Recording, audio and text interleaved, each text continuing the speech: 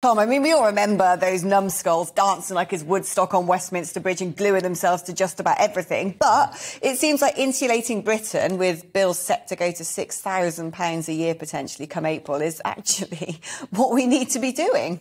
Yes, it's not a bad idea. The question is, how is it done? And frankly, who pays for it? Sir Keir Starmer there in North London at this new building site where it's being built into those buildings. Very sensible, relatively cheap to do. New homes having that standard seems very sensible. The big question is, how do you go about retrofitting all of the housing stock of this country, which, unlike much housing stock in other countries, most of it was built before the Second World War. So a lot of our housing stock in this country is pretty drafty, is pretty old, and it's fairly difficult to get that new insulation in. But certainly it's a completely valid point to pick up on and something that politicians should be looking into more.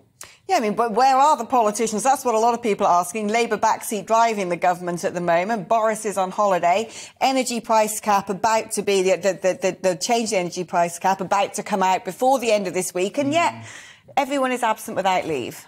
Yes, it is rather unfortunate that there has been a leadership contest throughout this summer. There is the criticism that this contest, having stretched on for the 6 weeks that it has sucked the oxygen out of the debate and discussion that would ordinarily be being taken place by the government with regard to what is going to happen to help these, to alleviate this cost of living situation. One of the issues, though, and it's something that the government was talking about in the months leading up to the summer, back when there was a Prime Minister who wasn't such of a lame duck, is that they would want to wait for the price cap to be announced before knowing what to do to help. It's hard to know precisely what you would want to put in, for example, an emergency budget before you know exactly where the price cap is going to be and just how much more people will be paying. That was an argument that was used by Rishi Sunak when he was Chancellor in terms of waiting for the new price cap announcements before making further action, not, for example, doing a much wider package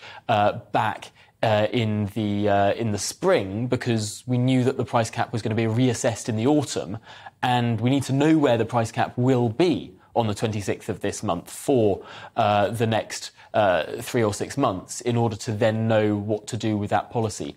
Although it's very easy to say that there's a lame duck administration and nothing is happening, there is stuff going on behind the scenes with regard to what the Treasury is doing. And Simon Clarke, the Chief Secretary to the Treasury, was saying just a couple of weeks ago the amount of work that is going into providing a whole host of options for whoever becomes Prime Minister, options that they may well be able to deliver from the word go. It will be fascinating to see whoever becomes Prime Minister from the 6th of September, how quickly they act, because it does seem that there's been a lot of preparatory work going into ensuring that they can hit the ground running.